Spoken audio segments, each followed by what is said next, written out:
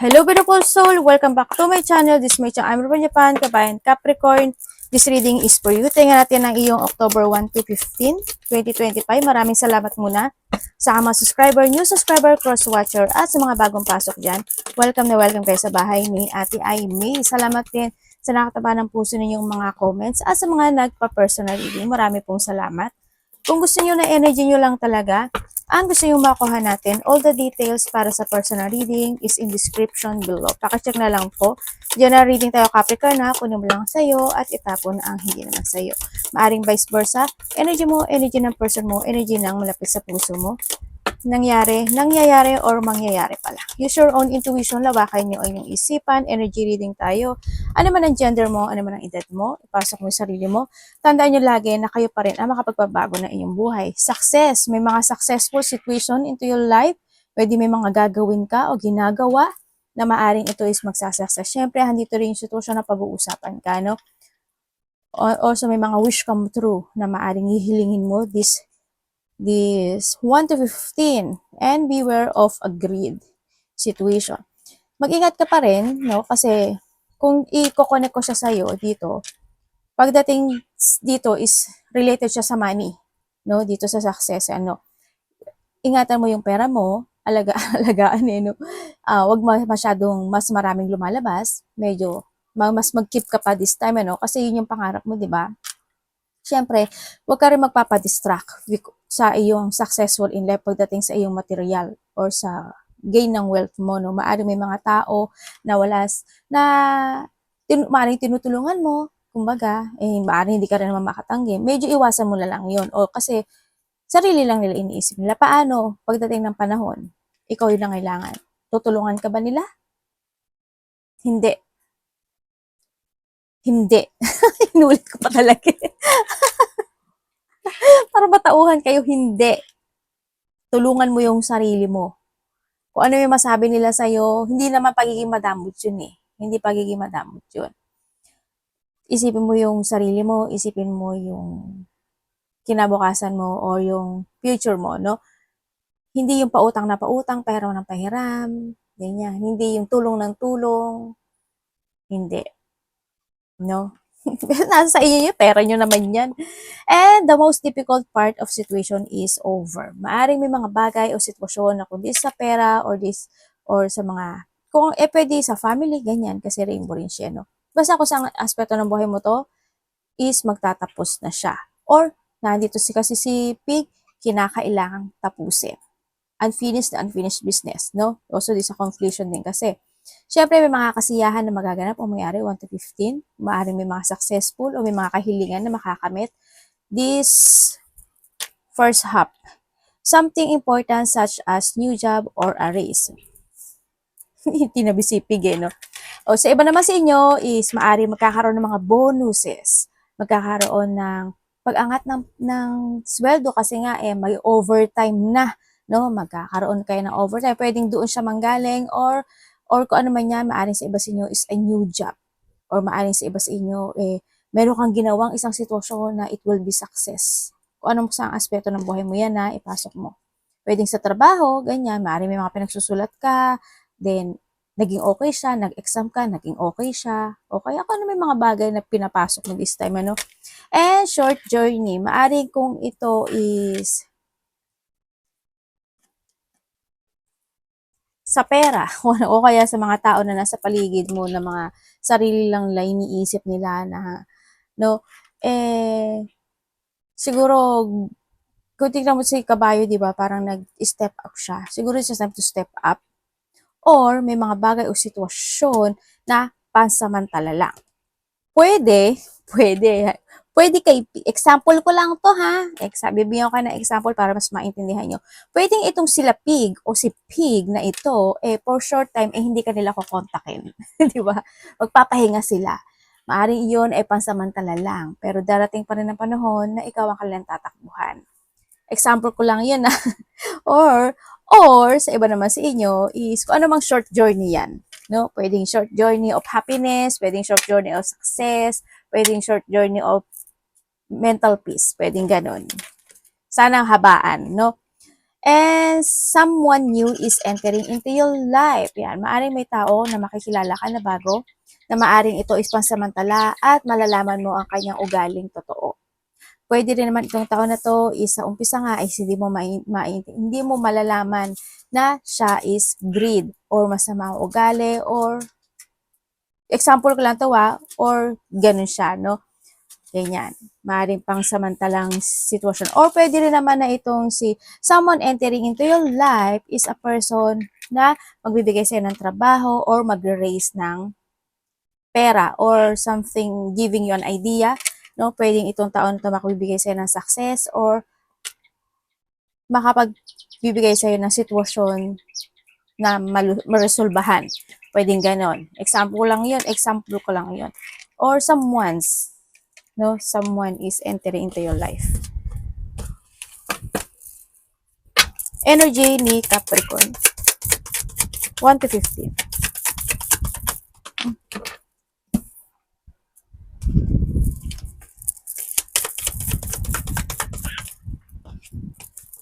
Okay. 1 to 15. Okay, 1 to 15 ang energy mo. O yung 4 and 4, oh. Okay, energy mo 1 to 15. Nakita ko to may achievement ka talaga. Hindi siya malaki eh. Hindi siya malaki pero may achievement ka. Di ba? Yun na nakikita ko sa iyo. Ang energy mo is stable. Kumbaga, nandito ka sa situation mo na open ka naman sa lahat. No? Open ka naman sa lahat ng sitwasyon mo into your life. Open ka sa mga tao, open ka na kung humihingi ng tulong o manghihingi ng advice, open ka naman. Pero ang nakikita ko sa iyo, you have a boundary. Kumbaga, halimbawa, parang andun ka sa point na, okay, sige, mahiram ako ng pera sa iyo, ng 1,000. Pero ang papahiram mo na sa kanya is 500. Parang there's a limitation. Ganyan. Magkahandun ka sa point na yun, ano? Kasi iniisip mo na rin, yung energy mo kasi is thinking about something success, no? Bag. Handun ka na sa point na yun, something a rainbow. Thinking ka na sa future mo, no? Sa iba sa inyo. Kaya nagkakaroon ka ng hating paninindigan na syempre bibigyan ko rin yung time ng sarili ko, magtitingin ako ng future ko, mga ganon. Yon ang nakikita ko sa iyo. May mga bagay na ilelet ko ka na and also nahandito ka na sa sitwasyon mo na siguro a little bit of upgraded ang nangyayari sa inyo this time. You're more on focusing na to yourself to structure and to reveal something into your life. Yun ang nakikita ko sa iyo dito. Yan, saving money. And then syempre, okay lang naman tumulong pero ang nakita ko dito medyo may limit siya. Mag-ingat pa rin kayo, no? Mag-ingat pa rin kayo kasi andito siya. Sana, hindi, warning ko lang naman to. Mag-ingat pa rin kayo na losing something valuable sa iyo. Pwedeng mahuhulugan ka ng gamit or mananakawan or madadaya. Pero yun ang mangyayari. Yun ang mangyayari. Ano ba yun, ate? Tingnan natin ang parating sa'yo. Nasa sa'yo naman yun.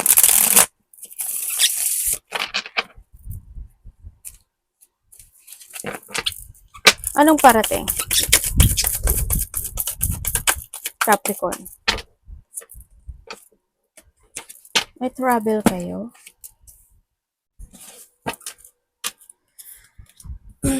Okay. Mayroong celebration na magaganap. Siguro within 3 days, 3 weeks, 3 months. Ganyan. Siguro pag narinig mo to sa ikatlong linggo or ikatlong araw or ika-third week ng months na to. Pwedeng ganun. Or 3 months. No? May mga celebration, happiness, joy, collaboration, mayroong kang pagbibigyan ng pamahal o suporta or someone's give you love and support. May mga something gathering ako nakikita sa'yo. Maliit lang naman siya, hindi naman ko nakikita bongga news to, no? Pero there's something happen na ganun ako nakikita sa'yo. May fulfillment and achievement din sa iba sa inyo. Yun ang nakikita ko dito. At the fourth week, or by this, at the fourth week, or by this month also, parang ganun, parang you feel at peace sa iba. Yun nakita ko. Or after 4 days, 4 weeks, 4 months, may mga vacation happen into your life.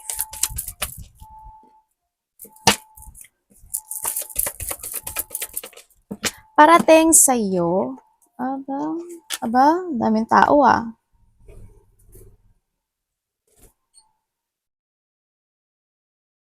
Parating sa'yo, may tao dito na matagal mo nang kakilala. Na you still care dito sa tao na to.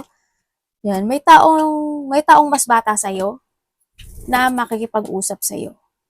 Doon sa communication coming, no? Sa taong mas bata sa'yo. Kilala mo na siya. Pwedeng ka pamangkin mo, anak mo, kapatid mo, pwedeng kasamahan sa trabaho. Or maybe ikaw ang makikipag-communicate sa tao na to, no? Yun ang nakikita ko dito. And also, sa iba sa inyo, meron ka daw pinag-iisipan? Meron kang matagal nang pinag-iisipan actually, no? Meron kang matagal nang pinag-iisipan na bagay o sitwasyon sa buhay mo. Yun ang nakikita ko dito na maaring may mga gusto kang baguhin or there's a plan situation ako na nakikita sa iyo. No? Yun, kung ano man ito, sitwasyon na to, you need to keep moving. Kasi nakikita ko yung success nito. Mag-keep moving ka lang. Pero, syempre, magtiwala ka pa rin sa intuition mo. Kasi maaring iba sa inyo, this an idea. No, maaring idea ito na plano na gusto mo umpisahan, gusto mo i-pursue. Trust your intuition, be patient to make a choices. Kung may mga bagay na naisip ka na maraming pumapasok sa isip mo or maraming opportunity, idea na pumapasok sa iyo, you need to be patient to choose one lang ha. Carefully. Kasi magsasucess siya. Sa nakikita ko dito, give an effort and hard work din no, sa sitwasyon mo. Yan, iba sa inyo, maaari may mga i-research kayo, aaralin, o kaya naman pag-aaralan, o sisiya sa atin, parang ganun. Maaring iba naman sa inyo, matagal na kayo maaring kung kayo ha, maaring matagal na yung iba dito in a social media, networking, social media, TikTok, YouTube, Reels, Facebook, kung ano man yung networking na meron ka, keep moving lang. Keep moving mo lang. Kung hindi ba siya ngayon nagsasucess, magkakaroon ka naman ng unti-unti naman siya magle-level up, no? Nagkakaroon naman ng improvement sa nakikita ko dito. Tayo, as long as malakas yung loob mo, magbibigay ka ng effort and hard work and you are focusing doon, there's an achievement situation ako na nakikita sa iyo. No? Kailangan focus ka lang sa mismo. Sa iba sa inyo.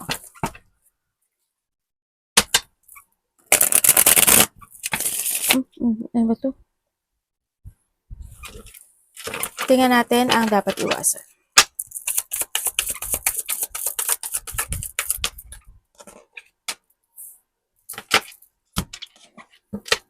Uy, sandali. May biglaang mangyayaring pagbabago sa buhay mo. Or biglaang mangyayari or magaganap. Teka lang, may pupo. Pupo, ano ba yun ate? In life, ang nakikita ko dito, medyo may gulo, no? May gulo, may trouble, may struggle. Ako nakikita dito, makakaramdam ka ng lungkot, may matatrap or may mai-stuck na situation. Ano to, universe? Sa kanila tong lahat?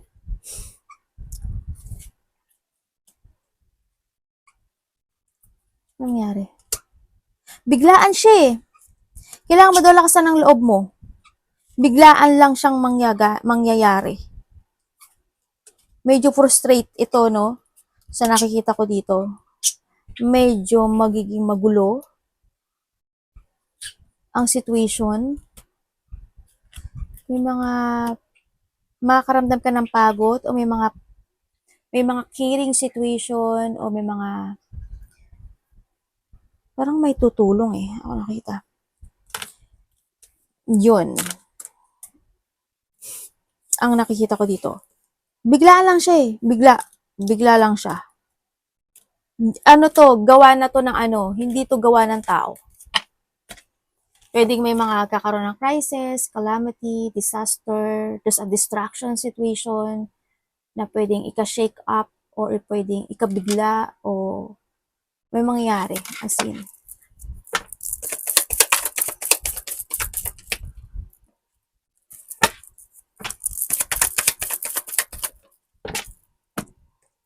Pwedeng may mga sitwasyon, basta expect the unexpected or maybe sa iba, there's a revelation happen na hindi mo aasahan na biglang mangyari o maganap. Dapat mong iwasan. Iwasan mo siguro yung ano, sarilihin.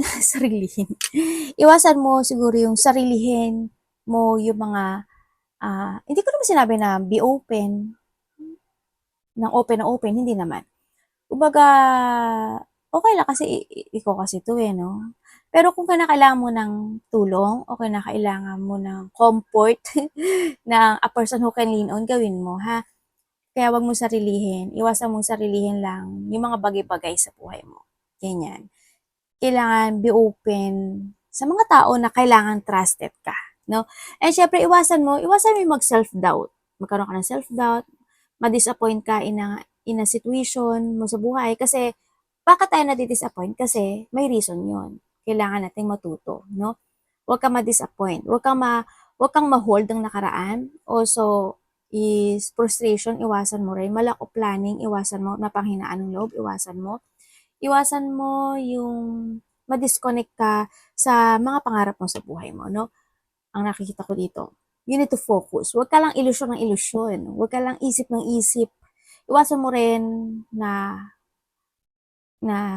hindi habaan pa yung tulog. Kung minsan, kung medyo night shift ka, or palaisip ka sa gabi-gabi, o pagising-gising, konti ang tulog, mas bumawi ka by the next day kung kinakailangan, ano. Ang sinasabi dito, don't focus on negativity, don't focus to frustration, sadness, failure situation. Huwag ka mag-focus doon. Kasi hindi siya makaka-growth o hindi siya makakatulong para sa'yo. No? And syempre, iwasan mo, yung hindi ka, syempre yung ano rin, yung hindi ka magsalita, Diyos mayo. Kailangan mo rin mag-speak out or magsalita na iyong nararamdaman, no? Lalo na kung dito kalapig or a person na medyo nagiging blockage sa iyo, di ba? Yun, kailangan mo rin magsalita. Paminsan-minsan. So, paminsan-minsan din. Tingnan natin ang iyong love. Love sa lahat, kapatid, anak, magulang, karelasyon, kaibigan, pamilya, or friend. Kamusta ang love ni Capricorn 1 to 15 October?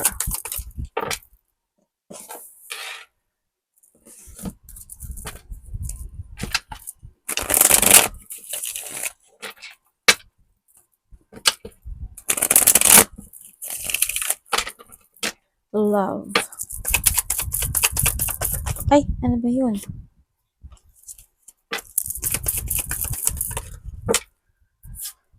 Okay, when it comes sa love. Okay, sa love. Kung kayo is single, ay naku po, met ganun. Pag single kayo, wala akong nakikita.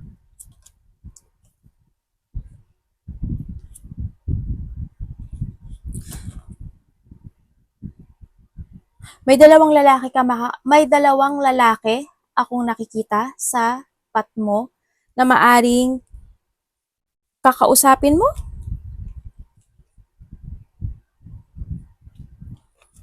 or connected sa'yo. Yun ang nakikita ko dito. Sa iba sa inyo, ibang lahi yung isa, or either ibang lahi siya. Sa isa kasi ano eh, pero dalawang lalaki eh. Hindi ko alam kung iba lang yung Bisaya ba siya, iba lang talaga yung language niya, o ibang lahi siya. Parang ganun ang nakikita ko dito. No? May dalawang lalaki na ko-connect sa'yo na ikabibigla mo. May sitwasyon na ikabibigla mo sa kanila. Or pwedeng may information na manggagaling sa kanila or ikakashock yun, no? Yun na nakikita ko dito. Or pwede may revelation siya sasabihin sa'yo or something ganun. Ako nakikita sa'yo. Kung ikaw, kung sa relasyon naman iyon ay maybe you are connected to a two person. Kung kayo is single. Sa single sinasabi dito sabi dito sa mga single dyan, you need to choose wise, no? Ang sinasabi dito. Huwag yung basta-basta ka papasok sa isang relasyon nang hindi mo alam sino siya. Yun lang ang nakikita ko dito. Pero doon sa commitment situation, huwag agad-agad. You need to put boundaries din sa mga single, no? Kung kayo naman is this week, kung mga nagkahiwalay man kayo, ang nakita ko kasi pinag-uusapan ka. Vice versa tayo, no, pointed na wala pang alam mo nito. Pinag-uusapan ka or pinag-uusapan mo siya, no? Yun na nakikita ko dito na maring kinikwento niya sa kakilala niya about yung relationship niyo or ikaw, ganun ka rin, no? Napag-uusapan ang bawat isa, kumbaga, yung situation. Maaring nandun sa point na nahahatak pa rin ng nakaraan itong tao na to. Sinasabi niya na binigay ko naman yung effort ko, yung hard work ko in this relationship, pero dumating yung point na nagkaroon ng struggle dito sa relationship na to, na biglaan. May mga biglaang nangyari, kumbaga. Biglaang nag-move, biglaang nag-change ang feelings, mga ganun, ano, sa sitwasyon na yun. Kung kayo naman is in relationship, by the 1 to 15, ang nakikita ko sa inyo is may mga mapag-uusapan kayo related to money, ang nakikita ko dito, or related to this relationship o kaya sa magulang. Yun na nakikita ko dito. O kaya may mga bagay na biglaan na lang na biglang, halimbawa, hindi naman kayo talaga gano'n na communicate palagi. Lagi na magka-communicate na. Siguro, kasi may boundary ako nakikita. Bigla siyang kakausapin ka, maaaring gano'n. O kaya bigla ko siyang kakausapin. Pwedeng gano'n, ano? Sa nakikita ko dito. Magkakaroon ng pag-uusap. Kasi ang isa sa inyo kasi, or maybe both of you, ang nakita ko dito, medyo want to be alone, no? Ganon. Siguro, is yung mga time na ginagawa mo yung best mo, ginagawa niya yung best niya. Pero there's a connection, there's a commitment. Ako nakita. Maari din na sa iba sa inyo is baka this week is bibigyan kanya ng payo or bibigyan mo siya ng payo. Pwedeng ganun, ano, sa iba sa inyo. Maari may mga biglaang lakad, biglaang pag-uusap. Ako nakikita dito.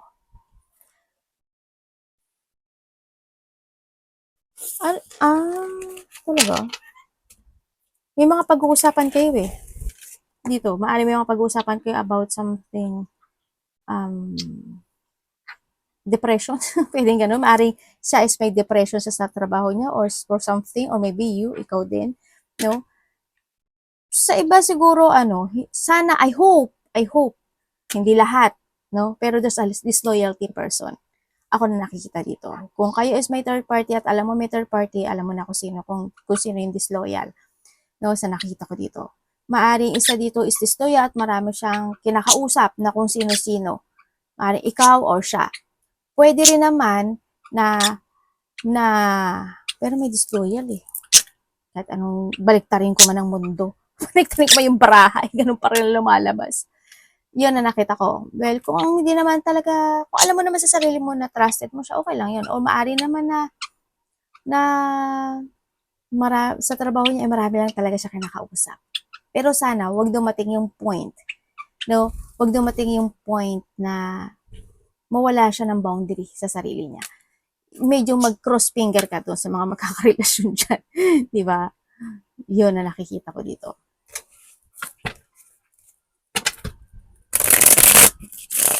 Tingnan natin ang iyong money this week. This first half of a month.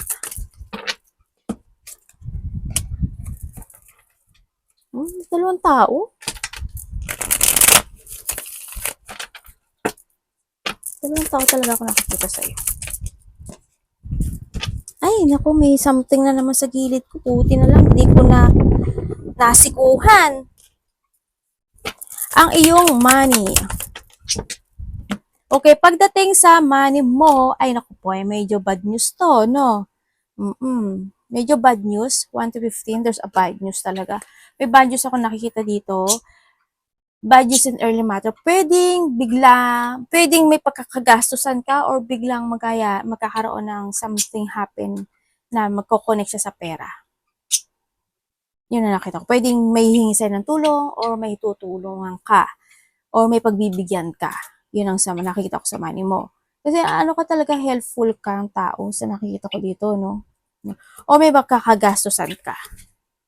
1 to 15. Siyempre, bukod pa yun sa sa mga ginagastos mo every month. Iba pa yun. Siyempre, ialisin mo yun. Yun na nakikita ko sa'yo dito. Or pwede rin naman na kung may magbabayad sa'yo, sabihin niya, ay sorry kasi wala ako maibabayad. Pwedeng ganon. Ay nako po, ang sakit nun. Diba? Tapos wala ko progress. Pasensya na kung alam ko na hindi ka naman nawawala ng pag-asa pagdating sa pera mo, pero kailangan mo pang bigyan ng full of effort and hard work, no? Kailangan mo pang, you need kasi mag-focus and mag-action to make it real talaga na mas maging maganda yung kaperahan mo. Sa nakikita ko dito. Maging responsable ka.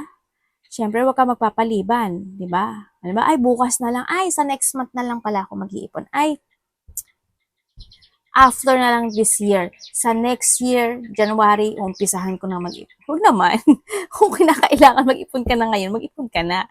Diba? Kailangan mo rin kasi yun to be aware. Kailangan mo rin mag-focus. Diba? Kailangan mo ng solid beginning, nang mag-setting ka ng goal mo this time. Kailangan may layunin ka. Use your common sense. Kailangan, alam mo ba, what comes sa common sense, kung may manghihiram sa'yo ng kasi may pinagkagastos na ako na ibayad ko ni.